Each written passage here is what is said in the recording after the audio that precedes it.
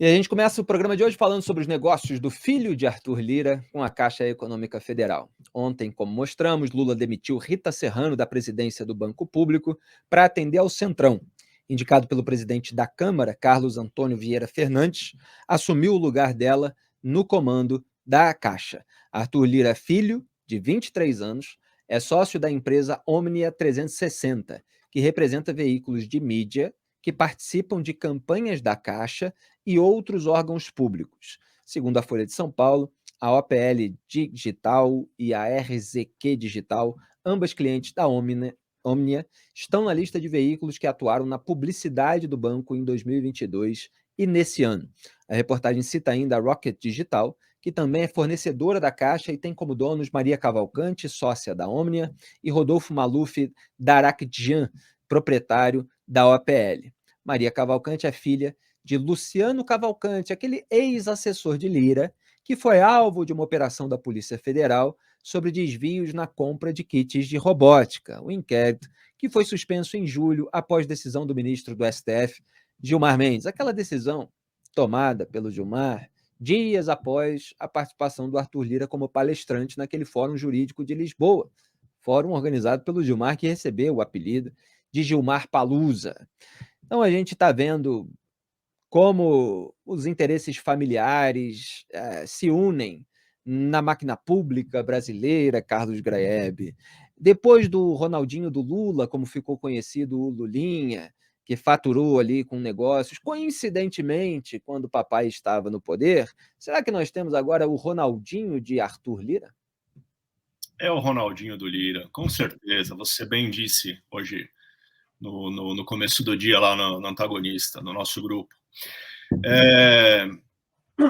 É uma vergonha, né, Felipe? Porque o Rodrigo Rangel, que foi o nosso colega, né, de Antagonista tempos atrás, editou a Cruzoé e tal, excelente repórter, excelente jornalista, ele mostrou já na época em que a Omnia 360 começou a fazer sucesso, essa conexão, né, família, sugando dinheiro de fontes públicas aí no governo. Ainda estávamos no governo Bolsonaro, nem o filho do Arthur Lira, nem a filha do Arthur Lira, deixa eu ver aqui, isso é mesmo. Não, a Maria Luísa, a filha do Luciano Cavalcante, perdão. Isso. Nenhum nem outro tinham qualquer experiência nesse setor de publicidade. Fundaram a empresa meio que do nada. Imediatamente começaram a ganhar contratos poupudíssimos com a administração pública. E ele bem diz, né? Imediatamente ficou claro, na festa de lançamento da empresa, quando o chefão da Câmara, Arthur Lira, estava lá dando boas-vindas para os amigos e apresentando a nova empreitada do Pimpolho, né?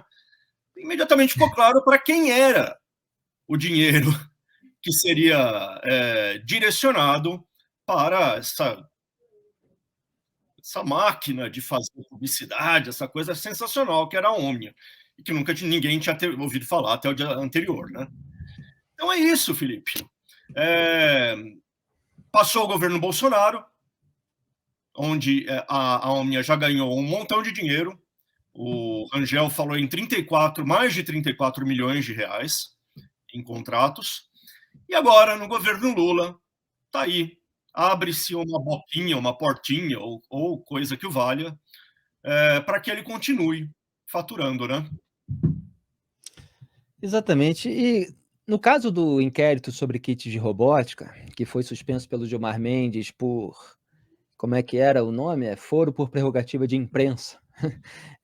Aquela expressão que foi usada pelo Deltan Dallagnol, porque o Gilmar alegou que, na verdade, o alvo desde o começo era o Arthur Lira, porque a reportagem da Folha de São Paulo tinha contextualizado que o Luciano Cavalcante era assessor do Arthur Lira. Então, o Arthur Lira apareceu na reportagem inicial, sendo que a investigação seguiu ali uma trilha, um caminho, e quando se esbarrou numa lista de pagamentos que tinha o nome de Arthur, remetendo, portanto, ao Arthur Lira, o caso foi encaminhado para o Supremo Tribunal Federal porque ele tem foro privilegiado. Mas aí o Gilmar, não, isso aqui nunca poderia ter corrido sem a supervisão do STF, porque desde o começo, na verdade, a reportagem já estava dizendo.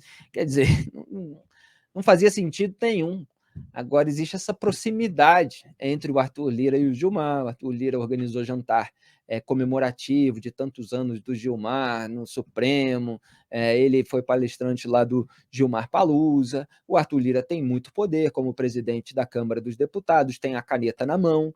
Quando a PF foi para cima de assessores dele, etc., ele começou a mandar recadinhos para o governo, porque é o governo Lula que, por meio do seu ministro da Justiça e Segurança Pública, mas sempre com aval do presidente, nomeia o diretor-geral da PF, que no caso é o Andrei Rodrigues, né?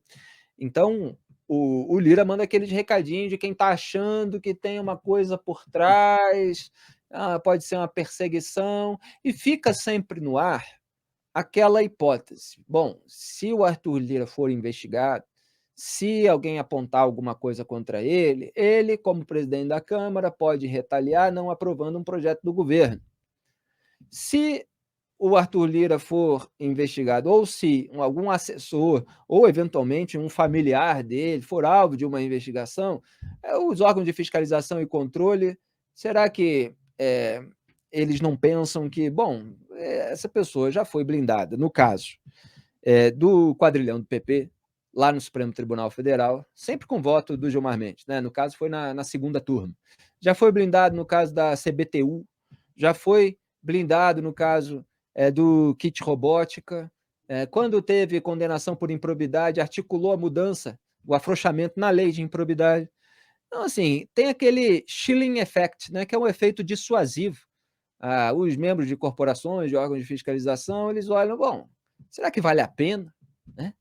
Então, assim, eu comentei algo nessa linha na última vez, quando houve a suspensão do inquérito, e fiquei questionando, será que o Arthur Lira tem alguma espécie de salvo-conduto diante desse efeito dissuasivo que as decisões que aliviam a barra dele possam causar nesses órgãos, nessas corporações?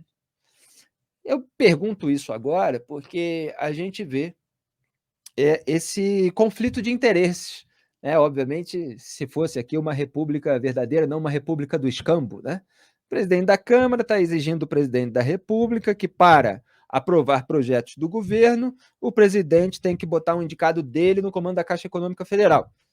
E o filho dele, coincidência, tem negócios com a Caixa Econômica Federal, quer dizer, negocia publicidade com a Caixa Econômica Federal.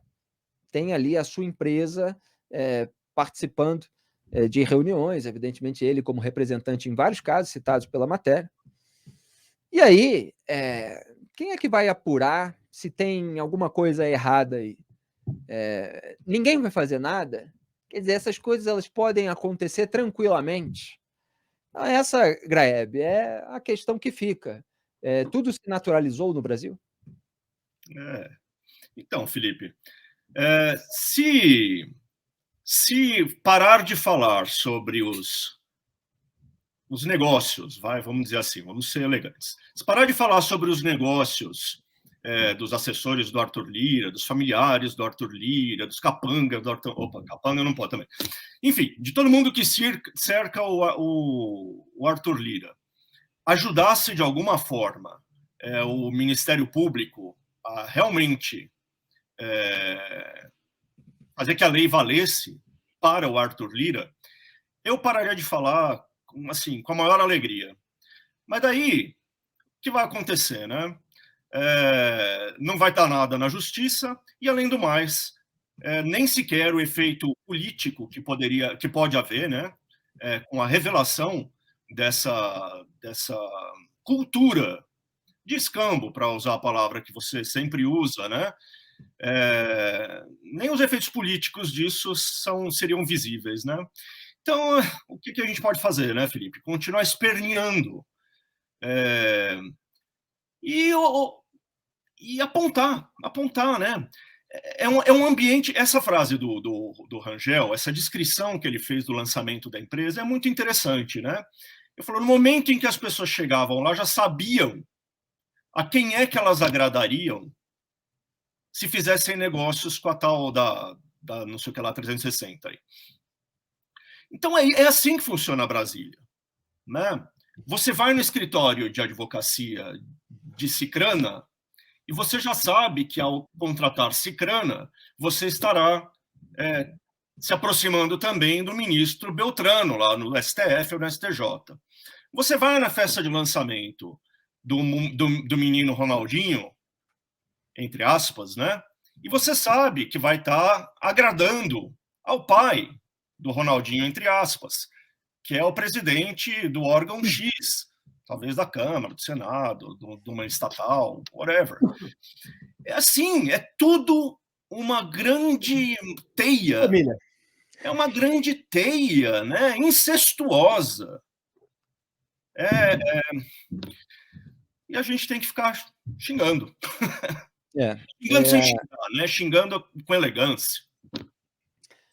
A promiscuidade entre os poderes, a falta de arestas institucionais, morais, o distanciamento, a preocupação com o conflito de interesses, nada disso existe, de fato. E o pior exemplo veio de cima, quando o Supremo Tribunal Federal permitiu que juízes pudessem julgar os casos de clientes de escritórios comandados pelos seus cônjuges ou por familiares. Quer dizer, tem ministros do STF que têm esposas advogadas que comandam escritórios e, portanto, os clientes delas podem ter casos julgados pelos ministros.